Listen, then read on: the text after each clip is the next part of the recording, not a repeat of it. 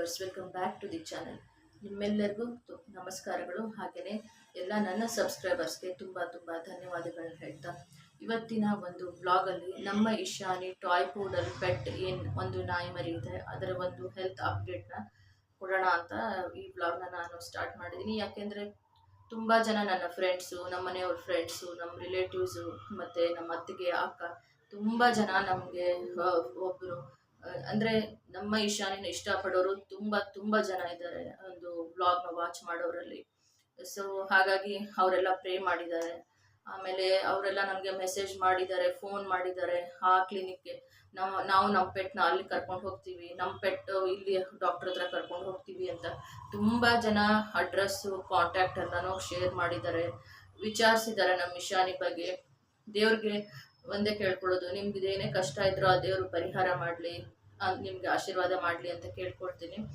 ಯಾಕೆಂದರೆ ಮೂಕ ಪ್ರಾಣಿಗಳ ಮೇಲೆ ಯಾರಿಗೆ ಒಂದು ಪ್ರೀತಿ, ಪ್ರೇಮ, ಕರುಣೆ, ದಯೆ ಅನ್ನೋದಿದೆಯಲ್ಲ, ಅವ್ರಿಗೆ ನಾನು ತುಂಬಾ ರೆಸ್ಪೆಕ್ಟ್ ಕೊಡ್ತೀನಿ. ಅದು ನಾವು ಅವರು ಕನೆಕ್ಟ್ ಆಗಿರ್ತೀವಿ. ಇವಾಗ ಅವ್ರಿಗೆ ನಾಯಿಗೆ ಹುಷಾರಿಲ್ಲ ಅಂದರೆ ನನಗೆ ಅರ್ಥ ಆಗುತ್ತೆ, ನಮ್ಮ ನಾಯಿ ಮರಿಗೆ ಹುಷಾರಿಲ್ಲ ಅಂದರೆ ಅವ್ರಿಗೆ ಅದು ಫೀಲಿಂಗ್ ಅರ್ಥ ಆಗುತ್ತೆ. ಹಾಗೇನೆ ಒಂದು ಹಸ್ದಿರೋ ಮಗುಗೆ, ಹಸ್ದಿರೋ ಒಂದು ಹಾಲು ಕುಡಿಯೋ ಮಗುಗೆ ಅದು ಹಸ್ದಿದೆ ಅಂದಾಗ ಇನ್ನೊಂದು ತಾಯಿಗೆ ಆ ಹಸ್ದಿರೋ ಮಗು ನೋವು ಹೆಂಗೆ ಅರ್ಥ ಆಗುತ್ತೋ ಇದೂ ಹಾಗೇನೆ. ಸೊ ಎಲ್ಲ ಕನೆಕ್ಟೆಡ್ ಇರ್ತೀವಿ. ಪೆಟ್ ಲವರ್ಸು, ಆಮೇಲೆ ನಾಯಿ ಮರಿಗಳನ್ನ ಸಾಕೊಂಡಿರೋರು, ಇವರೆಲ್ಲನೂ ಅವ್ರಿಗೆ ತುಂಬ ನಾನು ಚಿರಋಣಿ ಅಂತ ಹೇಳಕ್ಕೆ ಇಷ್ಟಪಡ್ತೀನಿ. ನಿಜವಾಗ್ಲೂ, ಖಂಡಿತವಾಗ್ಲೂ. ಕೆಲವೊಬ್ರು ಏನು ಮಾತಾಡ್ತಾರೆ, ಡ್ರಾಮಾ ಹಾಗೆ ಹೀಗೆ ಅಂತ ಮಾತಾಡಲಿ, ಅದಕ್ಕೂ ನಾನೇನು ರೆಸ್ಪಾನ್ಸ್ ಮಾಡಲ್ಲ, ಆಯಿತಾ. ಡ್ರಾಮಾ ಯಾರು, ಏನು, ಎಷ್ಟು ಒಂದು ಮೆಂಟಲ್ ಟಾರ್ಚರ್ ನಮಗಾಗಿದೆ ಅಂತ ನಮಗೆ ಮಾತ್ರ ಗೊತ್ತು. ಆಮೇಲೆ ಇನ್ನೊಂದೇನೆಂದರೆ, ಅವಳು ಹೇಗಿದ್ದಾಳೆ ನಮ್ಮ ಇಶಾನಿ ಅಂದರೆ, ಅವಳು ರಿಕವರಿ ಆಗಬೇಕು. ಡಾಕ್ಟ್ರು ಏನು ಹೇಳಿದ್ದಾರೆ, ಸ್ವಲ್ಪ ಮೆಂಟಲ್ ಸ್ಟ್ರೆಸ್ ಆಗಿದೆ. ಅಂದರೆ ಒಂದು ಜಾಗದಿಂದ ಇನ್ನೊಂದು ಜಾಗ ಚೇಂಜ್ ಆಗಿರ್ಬೋದು, ಏನಾದರೂ ಗಲಾಟೆಗಳು ಆ ಥರ ಈ ಥರ ಏನಾದರೂ ಆಗಿದ್ರು ಅದಕ್ಕೆ ಮೆಂಟಲ್ ಸ್ಟ್ರೆಸ್ ಆಗಿದೆ. ಅವೆಲ್ಲ ತುಂಬ ಸೆನ್ಸಿಟಿವ್ ಬ್ರೀಡ್ ಇರೋದ್ರಿಂದ ಅವಕ್ಕೆಲ್ಲ ಅರ್ಥ ಆಗುತ್ತೆ. ಹಾಗಾಗಿನೇ ಅದು ಹೆಲ್ತ್ ಮೇಲೆ ಪರಿಣಾಮ ಬೀರುತ್ತೆ. ಅದಕ್ಕೋಸ್ಕರನೇ ಹುಷಾರಾಗಿ ನೋಡ್ಕೊಳ್ಬೇಕು ಅಂತ ಹೇಳಿದ್ದಾರೆ. ಮೆಡಿಸಿನ್ನು ಅಷ್ಟೇ ಹೈ ಡೋಸೇಜ್ ಕೊಡಲೇಬೇಕು. ಹೈ ಡೋಸೇಜ್ ಕೊಟ್ಟಿಲ್ಲ ಅಂದರೂ ಪ್ರಾಬ್ಲಮ್ಮು, ಕೊಟ್ಟರು ಪ್ರಾಬ್ಲಮ್ಮು. ಸೊ ಹೈ ಡೋಸೇಜ್ ಕೊಟ್ಟಾಗ ಹೇಳಿದ್ನಲ್ವ ಲಾಸ್ಟ್ ಟೈಮ್ ನಾನು, ಹಾರ್ಟ್ಗೆ ಅದು ಇದು ಆಗ್ಬೋದು. ಹಾಗಾದ್ರೆ ಕೊಟ್ಟಿಲ್ಲ ಅಂದ್ರೂ ಅದು ಇನ್ನೂ ವರ್ಸ್ಟ್ ಕಂಡೀಷನ್ ಹಾಕ್ಕೊಂಡು ಹೋಗುತ್ತೆ. ಪ್ಲೇಟ್ಲೆಟ್ಸ್, ಅದು ಹಿಮೋಗ್ಲೋಬಿನ್ ಕಡಿಮೆ ಆದಾಗ, ಫೀವರ್ ಜಾಸ್ತಿ ಹಾಕ್ಕೊಂಡು ಹೋದಾಗ, ಅದು ಸ್ಟ್ರೆಸ್ ಆಗಿ ಊಟ ಬಿಟ್ಟು ಅದನ್ನೂ ಒಂಥರ ಆಗುತ್ತೆ. ಅದು ನಾಯಿ ಮರಿ ಸಾಕಿದವ್ರಿಗೆ ಮಾತ್ರ ಗೊತ್ತಾಗುತ್ತೆ. ನಾನು ಸಾಕಿರೋದು ತುಂಬ ಸೆನ್ಸಿಟಿವ್ ಬ್ರೀಡ್, ಅದು ಟಾಯ್ ಪೂಡಲ್ ಅಂತ. ಬೇರೆ ದೊಡ್ಡ ಬ್ರೀಡ್ಗಳಾದ್ರೆ ಅವಕ್ಕೂ ಸೇಮ್ ಇದೇ ಥರ ಇರುತ್ತೆ, ಬಟ್ ಅವಕ್ಕೆ ತಡ್ಕೊಳ್ಳೋ ಶಕ್ತಿ ಇದೆ. ಅದು ಅಲ್ಲದೆ ಇದು ಫೀಮೇಲ್, ಹೆಣ್ಣು. ಇದು ಇವಾಗ ಡಿಸೆಂಬರಲ್ಲಿ ಕೂಡ ಇದಕ್ಕೆ ಒಂದು ಇದನ್ನು ಕೂಡ ಆಗಿದ್ದು, ಏನದು ಫಸ್ಟ್ ಹೀಟ್ ಕೂಡ, ಅಂದರೆ ಹೀಟ್ ಸೈಕಲ್ ಆಗಿದೆ ಡಿಸೆಂಬರಲ್ಲಿ. 15 days ಹೀಟ್ ಸರ್ಕಲ್ ಆಯಿತು, ಅಂದರೆ ಪೀರಿಯಡ್ಸ್. ಸೊ ನಾನು ಎಷ್ಟು ಅದನ್ನು ಕೇರ್ಫುಲ್ಲಾಗಿ ನೋಡ್ಕೊಂಡಿದ್ದೀನಿ, ಅದನ್ನು ಎಷ್ಟು ಅದಕ್ಕೆ ನಾನು ಚಾಕರಿ ಮಾಡಿದ್ದೀನಿ ಅನ್ನೋದು ನನಗೆ ಗೊತ್ತು, ಆಯಿತಾ. ಸೊ ಹೆಣ್ಣು ನಾಯಿ ಮರಿ ಯಾರೂ ಸಾಕಲ್ಲ, ಎಲ್ಲರೂ ಗಂಡು ನಾಯಿ ಮರಿನೇ ಸಾಕ್ತಾರೆ. ಹೆಣ್ಣು ನಾಯಿ ಮರಿ ಸಾಕಿದ್ರೆ ಅದಕ್ಕೆ ನಮ್ಮ ಜೊತೆ ಎಮೋಷ್ನಲ್ ಅಟ್ಯಾಚ್ಮೆಂಟ್ ಜಾಸ್ತಿ ಇರುತ್ತೆ, ಅಷ್ಟೇ ಸೆನ್ಸಿಟಿವ್ ಇರುತ್ತೆ, ಅಷ್ಟೇ ಸ್ಟ್ರಾಂಗು ಇರುತ್ತೆ. ಅದಕ್ಕೆ ಹೆಲ್ತ್ ಹುಷಾರಿಲ್ಲ ಅಂದರೆ ತುಂಬ ಅಷ್ಟೇ ಸೂಕ್ಷ್ಮ ಇರುತ್ತೆ. ಮತ್ತು ಈ ಥರದ್ದೆಲ್ಲ ಏನೋ ಒಂದು ಹೀಟ್ ಸೈಕಲ್ ಇದ್ದಾಗ ತುಂಬ ನಾವು ಕೇರ್ಫುಲ್ಲಾಗಿ ನೋಡ್ಕೊಳ್ಬೇಕಾಗತ್ತೆ. ಅದು ಇರಲಿ, ನಾನು ಒಂದು ಹೆಣ್ಣು, ಯಾಕೆ ಹೆಣ್ಣು ನಾಯಿ ಮರಿ ಸಾಕಬಾರ್ದ, ಏನಾಗುತ್ತೆ, ನಾನು ಪೀರಿಯಡ್ಸ್ ಆಗಲ್ವಾ, ಆದರೆ ಬಿಡು, ನಾವು ಹೇಗೆ ನಮ್ಮ ಕೇರ್ ತೊಗೊಳ್ತೀವಿ ಅದೊಂದು ಕಡೆ ಇರುತ್ತೆ, ಒಂದು ಜಾಗದಲ್ಲಿ ಇರುತ್ತೆ ಅಂತ ನಾನು ಡಿಸೈಡ್ ಮಾಡಿಬಿಟ್ಟು ಒಂದು ಟಾಯ್ ಪೂಡಲ್ ಒಂದು ತಗೊಂಡು ಇದು ಮಾಡ್ತಾ ಇದ್ದೀನಿ. ಸೊ ಇವಾಗ ಅದು ಹೆಲ್ತು ಇನ್ನೂ ಅದು ಹುಷಾರಾಗಬೇಕು. ನನಗೂ ತುಂಬಾ ಹುಷಾರಿರಲಿಲ್ಲ, ನಂದು ಡಾಕ್ಟ್ರು ಮೆಡಿಕೇಶನ್ ಎಲ್ಲ ಇತ್ತು. ಸೊ ಅದನ್ನು ಮಾಡಿಕೊಂಡು, ಮನೆ ಶಿಫ್ಟಿಂಗು ಮಾಡಿಕೊಂಡು, ತುಂಬ ಟೆನ್ಷನ್ಸ್ ಎಲ್ಲನೂ ಇರೋದ್ರಿಂದ ಯಾವುದನ್ನು ನಾನು ವ್ಲಾಗ್ನ ಶೇರ್ ಮಾಡೋಕ್ಕಾಗಲಿಲ್ಲ. ಮತ್ತು ಮಾಡಲ್ಲ ಅಂದಿದ್ಲಲ್ಲ, ಮತ್ತೆ ಯಾಕೆ ಮಾಡ್ತಾ ಇದ್ದಾಳೆ ಅಂತ ಕೆಟ್ಟದಾಗಿ ಹೊಟ್ಟೆ ಕಿಚ್ಚುಪಟ್ಟು ಮಾತಾಡೋರು ಇದ್ದಾರೆ. ಅವ್ರಿಗೆ ಒಂದೇ ಹೇಳೋಕ್ಕೆ ಇಷ್ಟಪಡ್ತೀನಿ, ನನ್ನ ವ್ಲಾಗ್ ಇಷ್ಟಪಡೋರು, ನನ್ನ ಫ್ರೆಂಡ್ಸು, ನನ್ನ ಕೊಲೀಗ್ಸು, ವಾಚ್ ಮಾಡೋರು ತುಂಬ ಜನ ನನಗೆ ಯಾಕೆ ಮಾಡಿಲ್ಲ ವ್ಲಾಗ್ ಅಂತ ಕೂಡ ಕೇಳ್ತಾರೆ, ಮಾಡಿ ವ್ಲಾಗು ಅಂತ ಕೇಳ್ತಾರೆ. ನನಗೂ ತುಂಬ ಇಷ್ಟ ಇದೆ, ರೆಸಿಪಿಗಳು ಮಾಡಬೇಕು, ವ್ಲಾಗ್ನ ಶೇರ್ ಮಾಡಬೇಕು, ಈ ಥರ ಒಳ್ಳೊಳ್ಳೆ ಒಂದು ಟೂರಿಸಮ್ ಪ್ಲೇಸ್ಗಳನ್ನೆಲ್ಲ ಶೇರ್ ಮಾಡಬೇಕು ಅನ್ನೋದು ತುಂಬಾ ಐಡಿಯಾಸು ಅದೆಲ್ಲನೂ ಇದೆ. ಬಟ್ ಏನಂದರೆ ಕೆಟ್ಟದಾಗಿ ಒಂದು ಅನ್ ಮಾತಾಡ್ತಾ ಇರೋದು, ಮ್ಯಾನಿಪುಲೇಷನ್ ಮಾಡ್ತಾ ಇರೋದು ಜಾಸ್ತಿ ಆಗಿದೆ. ಅದು ನಾನು ಮಾತ್ರ ಸಫರ್ ಮಾಡ್ತಾ ಇದ್ದೀನಿ. ನನಗೆ ಅರ್ಥ, ನನ್ನ ಮಾತ್ರ ನನ್ನ ಪೇನ್ ನನಗೆ ಇದೆ, ತುಂಬ ಇದೆ. ನಾನು ಸಫರ್ ಮಾಡ್ತಾ ಇದ್ದೀನಿ. ಹಾಗಾಗಿನೇ ಅದಕ್ಕೆ ಇವಾಗ ಅದು ಹುಷಾರಾಗಬೇಕು. ಆಮೇಲೆ ಇನ್ನೊಂದು ವಿಷಯ ಏನು ನಾನು ಒಂದು ಹೇಳಬೇಕು ಅಂತಂದರೆ, ಈಗ ಇದು ಇಶಾನಿದಾಯಿತು. ಇಶಾನಿ ಇನ್ನೂ ಹುಷಾರಾಗಬೇಕು. ಅವಳು ಹುಷಾರಾಗಿಲ್ಲ ಇನ್ನೂ. ಅವಳಿಗೆ 1 ಮಂತ್ದು 30 ಡೇಸ್ದು 1 ಮಂತ್ದು ಒಂದು 4 ಮೆಡಿಸಿನ್ಗಳು ಕೊಟ್ಟಿದ್ದಾರೆ. 15 ಡೇಸ್ದು ಒಂದು 4 ಮೆಡಿಸಿನ್ಗಳು ಕೊಟ್ಟಿದ್ದಾರೆ. ಹಾಗೆಯೇ ಅವಾಗವಾಗ ನಾವು ಹೋಗಿ ತೋರಿಸ್ಕೊಂಡು ಬರ್ತಾನೆ ಇರಬೇಕು. ಬಟ್ ಒಬ್ಬರೇ ಡಾಕ್ಟರ್ ಇರಲಿ, ನಾವು ಒಳ್ಳೆ ಕಡೆನೇ ತೋರಿಸ್ತಾ ಇದ್ದೀವಿ. ಸೊ ಹಾಗೆ ನಮ್ಮ ನಾಯಿ ಮರಿಗೆ ನಾವು ಏನು ಖರ್ಚು ಮಾಡ್ತಾ ಇದ್ದೀವಿ, ಯಾಕೆ ಮಾಡ್ತಾ ಇದ್ದೀವಿ? ನಾವು ಮಾಡಿದ್ರೆ ಇನ್ಯಾರು ಮಾಡ್ತಾರೆ? ಯಾರಾದರೂ ಕೊಡ್ತಾರ? ಕೊಡ್ರಿ ಆರಾಮಾಗಿ, ಆಯಿತಾ? ನಮ್ಮ ಹತ್ರ ದುಡ್ಡು ಇದೆಯೋ ಇಲ್ವೋ ಅದು ಬೇಡ, ಯಾರಿಗೂ ವ್ಯವಹಾರ. ನಿಮ್ಮ ಹತ್ರ ಇದೆಯಾ, ಆದ್ರೆ ಕೊಟ್ಬಿಡಿ. ಇಷ್ಟು ಎಕ್ಸ್ಪೆನ್ಸಿವ್ ತಂದಿದ್ದಾಳೆ, ಇವಳ ಹತ್ರ ದುಡ್ಡಿದೆ ಅನ್ನೋದಲ್ಲ, ಮನಸ್ಸಲ್ಲಿ ನೆಗೆಟಿವ್ ಯೋಚನೆಗಳು ಮಾಡೋದಲ್ಲ. ಅದಕ್ಕೆ ಮಾತಾಡಿದ್ರೆ ತುಂಬಾ ಮಾತಾಡಬೇಕಾಗತ್ತೆ ನಾನು. ಆಮೇಲೆ ಇನ್ನೂ ಒಂದೇನು ಅಂದರೆ, ಈಗ ನನ್ನ ಹತ್ರ ಒಂದು 1000 ರೂಪಾಯಿ ಇದೆ. 1,000 ರೂಪಾಯಿ ನನ್ನ ಹತ್ರ ಇದೆ. ಫಾರ್ ಎಕ್ಸಾಂಪಲ್ ನಾನು ಹೇಳ್ತಾ ಇರೋದು, ಓಕೆನಾ? ಆ 1,000 ರೂಪಾಯಿನಲ್ಲಿ ನನ್ನ ಒಂದು ಲೈಫು, ನನ್ನ ಒಂದು ಮಂತ್ಲಿ ಎಕ್ಸ್ಪೆನ್ಸು, ಸುಮ್ಮನೆ ಎಕ್ಸಾಂಪಲ್, ಸುಮ್ಮನೆ ಸಣ್ಣದಾಗಿ ಒಂದು ಕಿರು ಎಕ್ಸಾಂಪಲ್, ನನ್ನ ಮಂತ್ಲಿ ಎಕ್ಸ್ಪೆನ್ಸ್ ಆಗಲಿ, ನನ್ನ ಮನೆ, ನನ್ನ ಒಂದು ಓಡಾಟ, ಟ್ರಾವೆಲ್ ಎಕ್ಸ್ಪೆನ್ಸ್, ಇದೆಲ್ಲನೂ ಅದರಲ್ಲಿನೇ ಆಗಬೇಕು. ಒಂದು ಮನೆ, ಒಂದು ಇರೋಕ್ಕೆ ಒಂದು ನೆರಳು ಫಸ್ಟು ಅಲ್ವಾ? ರೋಟಿ ಕಪಡ ಅವ್ರ ಮಕಾನ್, ಇದು ತುಂಬ ಇಂಪಾರ್ಟೆಂಟ್. ಅದು ಬೆಂಗಳೂರಲ್ಲಿನೂ ತುಂಬಾ ಕಷ್ಟ ಇದೆ ಮನೆ ಮಾಡ್ಕೊಳ್ಳೋದು.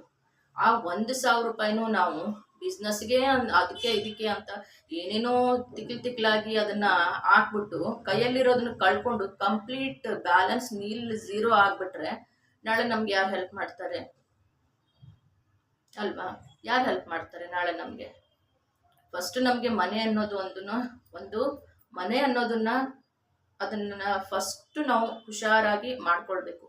ಮನೆ ಅನ್ನೋದು ಮುಖ್ಯ. ಇವಾಗ ನನ್ನ ಮನೆಯೇ ಇಲ್ಲ ಅಂದರೆ ಯಾರು ನನ್ನ ಮನೆಯವ್ರನ್ನ ನೋಡ್ಕೊಳ್ತಾರೆ, ನನ್ನ ಮನೆಯವ್ರನ್ನ ನೋಡ್ಕೊಳ್ತಾರೆ? ಎಷ್ಟು ದಿವಸ ನಮ್ಮನ್ನ ಇಟ್ಕೊಳ್ತಾರೆ? ನಮ್ಮ ಮನೆ ನಮಗೆ ಯಾವತ್ತಿದ್ರೂ ಶಾಶ್ವತ. ಅಂದರೆ ಬಾಡಿಗೆ ಮನೆ ಇರಲಿ, ಲೀಸ್ ಮನೆ ಇರಲಿ, ರೆಂಟ್ ಮನೆ ಇರಲಿ. ಬಾಡಿಗೆ ಮನೆ, ಲೀಸ್ ಮನೆ ಮಾಡ್ಕೊಂಡಿದ್ದೀವ, ಇಷ್ಟು ನಮ್ಮ ಒಂದು ಬಜೆಟ್ ಇದೆ, ಅಷ್ಟರಲ್ಲಿ ನಾವು ಮಾಡಿಕೊಂಡು ಹುಷಾರಾಗಿ ಇರೋ ಒಂದು ಅಮೌಂಟಲ್ಲಿ ನಮ್ಮ ಲೈಫ್ನ ಮಾಡಿಕೊಂಡು, ನಮ್ಮ ಖರ್ಚು ವೆಚ್ಚನ ಮಾಡಿಕೊಂಡು, ಅದು ಯಾವ ಥರ ಏನು ಅನ್ನೋದನ್ನು ಸ್ವಲ್ಪ ಐಡಿಯಾಗಳನ್ನ ನಾವು ಮಾಡಿಕೊಂಡು ನಮ್ಮ ಹುಷಾರಾಗಿ ನಾವು ಪ್ಲ್ಯಾನಲ್ಲಿ ಇರ್ತೀವಿ. ಸೊ ಕೈಯಲ್ಲಿರೋ 1,000 ರೂಪಾಯಿನೂ ನಾನು ಕಳ್ಕೊಂಡು ಏನೋ ಒಂದು ಬಿಸ್ನೆಸ್ ಮಾಡ್ತೀನಿ ಅಂತ ಮಾಡೋಕ್ಕೆ ಹೋಗಿ, ಇದು ಮಾಡೋಕ್ಕೆ ಹೋಗಿ ಕೈ ಸುಟ್ಕೊಂಡ್ರೆ ಎಲ್ಲಿಂದ ಆಮೇಲೆ ನಾನು ಮನೆ ಯಾರು ಕೊಡ್ತಾರೆ ನನಗೆ ಅಲ್ವಾ? ಯಾರು ಮನೆ ಮಾಡಿಕೊಡ್ತಾರೆ? ಈಗ ನಮ್ಮ ಹತ್ರ ಇರೋ 1,000 ರೂಪಾಯಿನ ಹುಷಾರಾಗಿ ನಾವು ನೋಡ್ಕೊಳ್ಬೇಕು. ಅದರಲ್ಲಿ 20 ರೂಪಾಯಿ ನಾವು ಖರ್ಚು ಮಾಡ್ಕೊಳ್ಬೇಕು. ಮಿಕ್ಕಿದ್ದ ದುಡ್ಡಲ್ಲಿ ನಾವು ಒಂದು ಮನೆ ಮಾಡ್ಕೊಳ್ತಾ ಇದ್ದೀವ, ಒಂದು ಅಕೌಂಟ್ ಓಪನ್ ಮಾಡಿ ಅದರಲ್ಲಿ ಏನೋ ಒಂದು ಸಣ್ಣದಾಗಿ FD ಇಟ್ಟಿದ್ದೀವ, ಏನೋ ಒಂದು ಸೈಟ್ ತೊಗೊಂಡ್ವಾ, ಇನ್ವೆಸ್ಟ್ಮೆಂಟ್ ಮಾಡಿದ್ವಾ, ಅದು ವರ್ತ್ ಇದೆಯಾ? ಓಕೆ. ಇರೋ ದುಡ್ಡನ್ನೆಲ್ಲ ನಮ್ಮ ಹತ್ರ ಕಂಪ್ಲೀಟ್ ಇರೋ ದುಡ್ಡನ್ನ ತೊಗೊಂಡೋಗಿ ಯಾವುದೋ ಒಂದು ಬಿಸ್ನೆಸ್ಗೆ ಹಾಕಿ ಇನ್ವೆಸ್ಟ್ ಮಾಡಿ ಆಮೇಲೆ ಅದು ಲಾಸ್ ಆಯಿತು ಅಂದರೆ ಯಾರು ಅದಕ್ಕೆ ಜವಾಬ್ದಾರಿ ತಗೊಳ್ತಾರೆ? ಯಾರು ಅದನ್ನು ಅದಕ್ಕೆ ಹೊಣೆ ತಗೊಳ್ತಾರೆ? ನಮ್ಮ ಜೀವನಕ್ಕೆ ಅದು ಬಿಟ್ಟಿರೋದು. ತುಂಬ ಇವಾಗ ನಾನು ಶಿಫ್ಟಿಂಗ್ ಮಾಡಿ ಇನ್ನೂ ಯಾವುದೂ ನಾನು ಏನೂ ಜೋಡಿಸಿಟ್ಟಿಲ್ಲ. ನಾನು ಹಾಗೇನೆ ಜೋಡಿಸಿಟ್ಟಿಲ್ಲ. ನನಗೆ ತುಂಬಾ ಮೈಂಡ್ ಇಷ್ಟು ಡಿಸ್ಟರ್ಬೆನ್ಸ್ ಆಗಿದೆ ಎಲ್ಲ ವಿಷಯಗಳಿಂದ, ಎಲ್ಲ ಕಡೆಯಿಂದ ನನಗೆ ನೆಗೆಟಿವ್, ತುಂಬಾ ಟೆನ್ಷನ್ಸು, ತುಂಬಾ ನನಗೆ ಟ್ರಾಮಾಗಳಾಗ್ತಾ ಇದೆ. ಡಾಕ್ಟ್ರ್ ಹತ್ರ ಹೋಗಿ ನನಗೆ ಇಂಜೆಕ್ಷನ್ಸು, ಅದು ನಮ್ಮ ಇಶಾನಿಗೆ ಹುಷಾರಿಲ್ಲ, ತುಂಬ ಅಂದರೆ ತುಂಬ ಕೆಟ್ಟದಾಗಿದೆ. ಎಲ್ಲ ಕಡೆಯಿಂದ ಅಟ್ಯಾಕ್ ಆಗ್ತಾ ಇದೆ. ಹಾಗಾಗಿ ಅದು ಮನೆಯದೂ ನಾನು ವ್ಲಾಗು ಯಾವ ಥರ ಕಂಟಿನ್ಯೂ ಮುಂದೆ ಮಾಡ್ಕೊಂಡು ಹೋಗ್ತೀನಿ, ಯಾವ ಥರ ಮಾಡಬೇಕು ಅನ್ನೋದೂ ಒಂದು ಹಾಗೇ ಇದೆ. ಅದು ಹಾಗೇ ಪೆಂಡಿಂಗ್ ಇದೆ, ಹಾಗೆ ಇಟ್ಕೊಳ್ಳಿ. ಸೊ ಟೈಲರಿಂಗ್ ಬಗ್ಗೆ ಏನಾಯಿತು ಮಾಡಿದ್ಲಲ್ಲ ಅಂದ್ಕೊಂಡು ನಾನು ಟೈಲರಿಂಗ್ ಕ್ಲಾಸಿಗೆ ಇವಾಗ ಹೋಗ್ತಾ ಇಲ್ಲ, ಶಿಫ್ಟಿಂಗ್ ಮಾಡ್ತಾ ಇದ್ದೀನಿ. ನಮ್ಮ ಇಶಾನಿಗೆ ಹುಷಾರಿಲ್ಲ, ನನಗೆ ಹುಷಾರಿಲ್ಲ, ಅದ್ರ ಮಧ್ಯೆ ಏನೇನೋ ನಡೀತಾ ಇದೆ. ತಲೆನೋವುಗಳು, ತುಂಬ ತಲೆನೋವು, ಹೆಡ್ಡೇಕ್ ಎಲ್ಲ ಇದೆ. ಆಮೇಲೆ ಮನೆಯೆಲ್ಲ ನಾನು ಇನ್ನೂ ಜೋಡಿಸ್ಬೇಕು. ನಾನು ಹೇಗೆ ತಾನೇ ನಾನು ಕ್ಲಾಸಿಗೆ ಬೆಳಗ್ಗೆ ಹೋಗಿ ಸಾಯಂಕಾಲ ಬರೋಕ್ಕಾಗತ್ತೆ ಅಲ್ವಾ? ಸೊ ಆಗಲಿ, ಮನೆಯಲ್ಲಿ ಯಜಮಾನಿ ನಾನೇ, ನಮ್ಮ ಯಜಮಾನ ನನ್ನ ಗಂಡ. ಸೊ ಹೀಗಿರಬೇಕಾದ್ರೆ ನಾವು ಮನೇನ ಫಸ್ಟು, ನಮ್ಮ ಇಶಾನಿ ಫಸ್ಟು ಅವಳಿಗೆ ಕೇರ್ ಮಾಡಬೇಕು. ಮನೆಯಲ್ಲೆಲ್ಲ ನಾವು ಫಸ್ಟ್ ಜೋಡಿಸ್ಕೊಳ್ಬೇಕು, ಆಮೇಲೆ 1 ಬೈ 1 ಆಗುತ್ತೆ. ಸೊ ಹಾಗೇನೆ ಬಿಸ್ನೆಸ್ ಬಗ್ಗೆ ಇನ್ನೊಂದು ನನ್ನ ಒಂದು ಥಾಟ್ಸ್ ಇರೋದಂದರೆ, ಬಿಸ್ನೆಸ್ ಬಗ್ಗೆ ನಾನು ಒಂದು ಹೇಳಬೇಕು ಅಂದರೆ, ಇವಾಗ ಒಂದು ಟಾಟಾ, ರತನ್ ಟಾಟಾ ಆಗಲಿ, ಅಂಬಾನಿ ಅವರ ಫಸ್ಟ್ ಒಂದು ಅವ್ರ ಅಂಬಾನಿ ಅವ್ರ ಫಾದರ್ ಆಗಲಿ, ಅವರೆಲ್ಲ ಒಂದು ಸಣ್ಣ ಬಜೆಟಲ್ಲಿ ಬಿಸ್ನೆಸ್ ಸ್ಟಾರ್ಟ್ ಮಾಡ್ಕೊಂಬಂದಿರೋದು. 100 ರೂಪಾಯಿ 50 ರೂಪಾಯಿ ಅವ್ರು ಏನು ಇಲ್ದಲೆ ಅಷ್ಟೇ ಒಂದು ಸಣ್ಣ ಬಜೆಟಲ್ಲಿ ರತನ್ ಟಾಟಾ ಅವ್ರು ಯಾವ ಥರ ಬಂದರು, ಹೇಗೆ ಬಂದರು, ಅದನ್ನೆಲ್ಲ ನಾವು ಗಮನಿಸ್ಬೇಕಲ್ವಾ. ಸೊ ಇವಾಗ ನನ್ನ ಹತ್ರ 1000 ರೂಪಾಯಿ ಅಂದರೆ 1000 ರೂಪಾಯಿನ ನಾನು ಹೋಗ್ಬಿಟ್ಟು ಬಿಸ್ನೆಸ್ಗೆ ಹಾಕ್ಬಿಟ್ಟು ಎಲ್ಲ ಲಾಸ್ ಮಾಡ್ಕೊಂಡು ಕೂತ್ಕೊಂಡ್ರೆ ನನ್ನ ಜೀವನ, ನನ್ನ ಮನೆ, ನನ್ನ ಒಂದು ಇರೋದಕ್ಕೆ ನೆಲೆ, ನನಗೆ ತಿನ್ನೋದಕ್ಕೆ ಫುಡ್ಡು ಎಲ್ಲಿಂದ, ಯಾರು ಇಲ್ಲ ಅಂದರೆ ಯಾರು ಕೊಡ್ತಾರೆ? ಇದ್ರೆ ತಾನೇ ನಾವು ಎಲ್ಲರ ಥರ ಜೀವನ ಒಂದು ಗೌರವಯುತವಾಗಿ ಬಾಳೋದಕ್ಕೆ ಸಾಧ್ಯ ಇದೆ. ಸೊ ಈಗ ನನ್ನ ಪ್ರಕಾರ ಬಿಸ್ನೆಸ್ ಅಂದರೆ ಯಾವ ಥರ ಮಾಡಬೇಕು, ನನ್ನ ಹತ್ರ ಇವಾಗ ಒಂದು 1000 ರೂಪಾಯಿ ಇದೆ ಅಂದ್ರೂ ಅದು ಬರೀ 20 ರೂಪಾಯಿ ನಾನು ಇನ್ವೆಸ್ಟ್ಮೆಂಟ್ ಮಾಡಬೇಕು.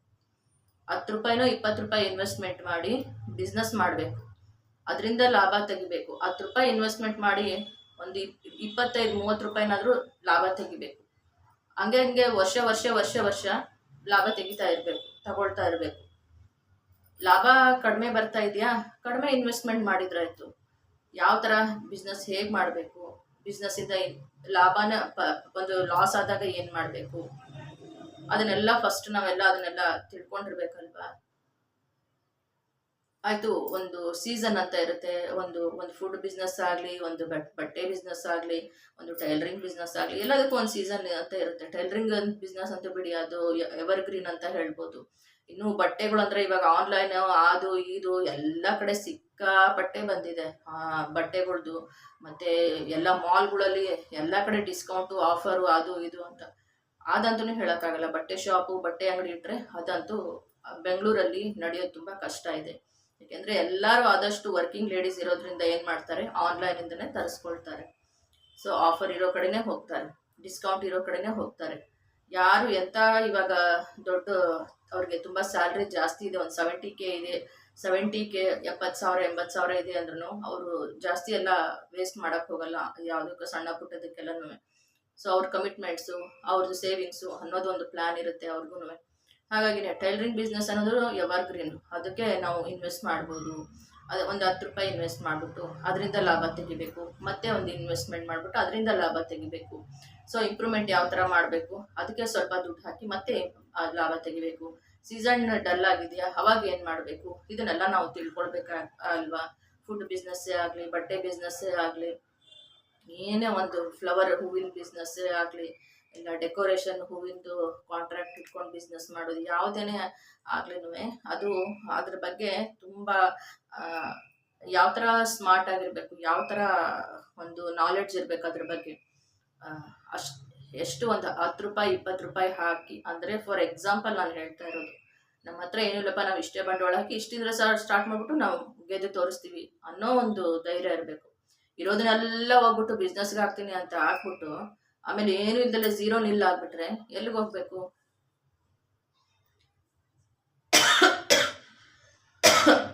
ಏನಕ್ಕೆ ಹೇಳ್ತಾ ಇದ್ದೀನಿ ಅಂದರೆ ಈ ಮಾತು, ನಮ್ಮ ತಾತ ನಮ್ಮ ತಂದೆನೂ ಅಷ್ಟೇ. ನಮ್ಮ ತಂದೆಯವ್ರ ತಂದೆ ಅವರು ಬಿಸ್ನೆಸ್ ಮಾಡಿರೋದು ಯಾವ ಥರ ಅಂತ ನಮಗೆ ಗೊತ್ತು. ನಮ್ಮ ತಂದೆ ಯಾವ ಥರ ಬಿಸ್ನೆಸ್ ಮಾಡಿರೋದು ಅಂತ ನಮಗೆ ಗೊತ್ತು. ನಮ್ಮ ಅಣ್ಣ ಅವರು ಯಾವ ಥರ ಇವಾಗ ಬಿಸ್ನೆಸ್ ಮಾಡ್ತಾ ಇದ್ದಾರೆ. ಅವ್ರು ಯಾವುದು ಅವಾಗಿನ ಕಾಲದಲ್ಲಿ ಯಾವ ಅಡ್ವರ್ಟೈಸ್ಮೆಂಟ್ ಇಲ್ಲ, ಯಾವ ಡಿಜಿಟಲ್ ಮೀಡಿಯಾ ಇಲ್ಲ, ಏನೂ ಇಲ್ಲ. ಮೌತ್ ಟು ಮೌತ್ ಪಬ್ಲಿಸಿಟಿ ಅಷ್ಟೇ. ನಮ್ಮ ತವ್ರ ಮನೆ, ನಮ್ಮ ಅಣ್ಣ, ನಮ್ಮ ತಂದೆ ತಾತ, ಹಳ್ಳಿ ಜನ ವಿಶ್ವಾಸ ಜಾಸ್ತಿ. ವಿಶ್ವಾಸ ಯಾವ ಥರ ಅವ್ರು ಇಟ್ಕೊಂಡಿರ್ತಾರೆ ಅದನ್ನು ಅದೇ ಥರ ನಮ್ಮ ತಾತ, ನಮ್ಮ ತಂದೆ, ನಮ್ಮ ಅಣ್ಣ ಜನರಿಗೆ ಅಷ್ಟೇ ಒಂದು ಪ್ರೀತಿ, ವಿಶ್ವಾಸ, ಗೌರವ ಕೊಟ್ಟು ಗಿರಾಕಿಗಳನ್ನ, ಕಸ್ಟಮರ್ನ ಅವರು ಯಾವ ಥರ ಅಂದರೆ, ಇವಾಗ ನಮ್ಮ ತಾತನ ಕಾಲದಿಂದ ಇರೋ ಕಸ್ಟಮರ್ಗಳು ಇವತ್ತಿಗೂ ನಮ್ಮ ಅಣ್ಣನ ಹತ್ರ ಬರ್ತಾರೆ. ಇದೆ ನಿಮ್ಮ ತಾತ, ನಿಮ್ಮ ತಂದೆ ಅಂದ್ಕೊಂಡು ಬರ್ತಾರೆ. ಅದು ಒಂದು ಹಳ್ಳಿನಲ್ಲಿರೋ ಒಂದು ವಿಶ್ವಾಸ, ಜನರ ವಿಶ್ವಾಸ. ಅದನ್ನು ನಾವು ಗೆಲ್ಲಬೇಕು. ಹಳ್ಳಿ ಜನರಿಗೆ ಮೋಸ ಮಾಡಲ್ಲ, ಹಳ್ಳಿನಲ್ಲಿ ಯಾರೂ ಮೋಸ ಮಾಡಲ್ಲ. ದುಡ್ಡಿನ ವಿಷಯ ಆಗಲಿ, ಒಂದು ಬಿಸ್ನೆಸ್ ವ್ಯವಹಾರ ವಿಷಯದಲ್ಲಾಗಲಿ ಮೋಸಗಳು ನಡೆಯಲ್ಲ. ಸೊ ಹೀಗೆ ಇವಾಗ ಸಿಟಿನಲ್ಲಿ ಬಿಡಿ, ಈಗ ಎಲ್ಲ ಡಿಜಿಟಲ್ ಮೀಡಿಯಾ ಅದು ಇದು, ಇವರು ಡಿಸ್ಕೌಂಟ್ ಕೊಡ್ತಾರಂತೆ, ಅವ್ರು ಡಿಸ್ಕೌಂಟ್ ಕೊಡ್ತಾರೆ, ಅವ್ರು ಡಿಸ್ಕೌಂಟ್ ಕೊಡ್ತಾರಂತೆ, ಇವ್ರು ಡಿಸ್ಕೌಂಟ್. ಇವಾಗ ಒಂದು ಫುಡ್ದು ಒಂದು ಹೋಟೆಲ್ ಇಲ್ಲೇ ಆಯಿತು ಅಂದರೆ ಪಕ್ಕದಲ್ಲಿ ಇನ್ನೊಬ್ರು ಮಾರನೇ ದಿವಸ ಇನ್ನೊಂದು ಹೋಟೆಲ್ ಆಗುತ್ತೆ, ಅದು ಇದು ಎಲ್ಲ ನಡೀತಾ ಇರುತ್ತೆ. ಸೊ ಕಾಂಪಿಟೇಷನ್ಸ್ ಕೆಲವೊಂದು ಬಿಸ್ನೆಸ್ಗಳಲ್ಲಿ ಜಾಸ್ತಿ ಇದೆ. ಅದರಿಂದ ನಾವು ಗೆದ್ದು ಬರಬೇಕು. ಅದನ್ನು ಕಾಂಪಿಟೇಷನಲ್ಲಿ ಯಾವ ಥರ ನಾವು ಮುಂದಕ್ಕೆ ಹೋಗಬೇಕು, ಯಾವ ಥರ ವಿನ್ ಆಗಬೇಕು. ಸೋತೋಗ್ಬಿಟ್ವಲ್ಲಪ್ಪ ಅಂತ ಮುಚ್ಚಿ ಬಂದುಬಿಟ್ರೆ ಆಮೇಲೆ ಲಾಸ್ನ ಯಾರು ತುಂಬಿಕೊಡೋದು ಅಲ್ವಾ? ಸೊ ಅದೂ ಇದೆ. ಹಾಗಾಗಿನೇ ಇಷ್ಟೇ ನಾನು ಹೇಳೋಕ್ಕೆ ಬಯಸೋದು ಅಂತ ಹೇಳ್ತೀನಿ. ನಮ್ಮ ಈಶಾನಿ ಹುಷಾರಾಗಬೇಕು ಅಂತಲೇ ನನ್ನ ಮನಸ್ಸಲ್ಲಿದೆ. ನಮ್ಮ ಈಶಾನಿ ಹುಷಾರಾಗಬೇಕು ಅನ್ನೋದೊಂದು ಪ್ರೇ ಮಾಡ್ತಾ ಇದ್ದೀನಿ. ನಾನು ಯಾವುದೂ ಒಂದು ರೆಸಿಪಿ ಬ್ಲಾಗ್ಗಳನ್ನ ನನಗೆ ಶೇರ್ ಮಾಡೋಕ್ಕಾಗ್ತಿಲ್ಲ, ಏಕೆಂದರೆ ನನಗೆ ತುಂಬಾ ಸ್ಟ್ರೆಸ್ ಆಗ್ತಾ ಇದೆ. ಕೆಲವೊಂದು ವಿಷಯಗಳಿಂದ ತುಂಬ ಸ್ಟ್ರೆಸ್ ಆಗ್ತಾ ಇದೆ, ತುಂಬ ವಿಷಯಗಳಿದೆ. ಸೊ ಹಾಗಾಗಿನೇ ನೋಡೋಣ ಇನ್ನು ಬರೋ ದಿನಗಳಲ್ಲಿ ಯಾವ ಥರ ವ್ಲಾಗ್ನ ಏನು ಮಾಡಬೇಕು, ಶೇರ್ ಮಾಡಬೇಕು ಅನ್ನೋದನ್ನು ನಾನು ನೋಡ್ತೀನಿ. ಟೈಲರಿಂಗ್ದು ನಾನು ಮನೆಯಲ್ಲಿ ಮಾಡೋಕ್ಕೆ ಆಗ್ತಾಯಿಲ್ಲ ನನ್ನ ಕೈಲಿ, ಯಾಕಂದರೆ ಮನೇಲಿ ಕೆಲಸ ಜಾಸ್ತಿ ಇದೆ. ಶಿಫ್ಟಿಂಗ್ ಇದು ತುಂಬ ಜಾಸ್ತಿ ಕೆಲಸ ಇದೆ. ಹಾಗಾಗಿನೇ ಇವತ್ತಿನ ವ್ಲಾಗ್ ಇಷ್ಟೇ ಆಗಿತ್ತು. ಸೊ ಖಂಡಿತವಾಗ್ಲೂ ನಿಮ್ಮ ಎಲ್ಲರ ಪ್ರೀತಿ ವಿಶ್ವಾಸ ಸದಾ ನನ್ನ ಚಾನಲ್ ಮೇಲೆ ಇರಲಿ. ಎಲ್ಲರೂ ಆದಷ್ಟು ಜಾಸ್ತಿ ಜನ ಸಬ್ಸ್ಕ್ರೈಬ್ ಮಾಡಿಕೊಂಡು ನನ್ನ ವ್ಲಾಗ್ಗೆ ಸಪೋರ್ಟ್ ಮಾಡಿ ಅಂತ ಕೇಳ್ತೀನಿ. ಯಾರ್ಯಾರು ನಮ್ಮ ಈಶಾನಿ ಬಗ್ಗೆ ಪ್ರೇ ಮಾಡಿದ್ದೀರಾ, ಅದು ಹುಷಾರಾಗಬೇಕು ಅಂತ ನೀವು ತುಂಬ ಆಸೆ ಪಟ್ಟಿದ್ದೀರಾ, ದೇವರಲ್ಲಿ ಬೇಡ್ಕೊಂಡಿದ್ದೀರಾ, ನಿಮ್ಗೆ ಖಂಡಿತವಾಗ್ಲೂ ನಾನು ತುಂಬಾ ಥ್ಯಾಂಕ್ ಯು ಅಂತ ಹೇಳೋಕ್ಕೆ ಇಷ್ಟಪಡ್ತೀನಿ. ಯಾಕೆಂದರೆ ಅದು ನನಗೊಂದು ಮಗುಗಿಂತ ಹೆಚ್ಚು. ನಾನು ಎಷ್ಟು ಡಾಕ್ಟರ್ ಹೇಳಿರೋ ಮಾತಿಗೆ ನಾನು ಎಷ್ಟು ಹತ್ತಿದ್ದೀನಿ, ತೊಡೆ ಮೇಲೇ ಇರುತ್ತೆ, ನನ್ನ ತೊಡೆ ಮೇಲೆ ಇರುತ್ತೆ. ಅದು ಯಾವಾಗ್ಲೂ ನನ್ನ ಪಕ್ಕದಲ್ಲೇ ಮಲ್ಕೊಳ್ಳುತ್ತೆ. ಸೊ ಯಾರ ಮನೆಗೆ ನಾವು ಇವತ್ತವರೆಗೂ ಒಂದು ಕಳಿಸಿಲ್ಲ, ಯಾರ ಹತ್ರ ನಾವು ಬಿಟ್ಟಿಲ್ಲ, ಯಾರ ಮನೆದು ಒಂದು ತನ್ನ ನಾವು ಅದಕ್ಕೆ ತಿನ್ನಿಸಿಲ್ಲ. ಸೊ ನಾವು ಸಾಕಿದ್ದೀವಿ, ನಾವು ನೋಡ್ಕೊಳ್ತಾ ಇದ್ದೀವಿ ಅಷ್ಟೇ. ನಮಗದು ಬರ್ಡನ್ ಅಲ್ಲ, ಅದು ನಮ್ಮ ದೇವ್ರ ಮಗು. ಅದು ನಮ್ಮ ಮನೇಲಿ ದೇವ್ರಿದ್ದಂಗೆ ದೇವ್ರ ಮಗು. ಅದು ನಾವು ಪುಣ್ಯ ಮಾಡಿದ್ದೀವಿ, ಅದಕ್ಕೆ ಅನ್ನ ನೀರು ಕೊಡ್ತಾ ಇದೀವಿ ಅಂದರೆ ನಾವು ಪುಣ್ಯ ಮಾಡಿದ್ದೀವಿ. ಅಷ್ಟು ನಾನು ಹೇಳೋಕ್ಕೆ ಇಷ್ಟಪಡ್ತೀನಿ ಅಷ್ಟೇ.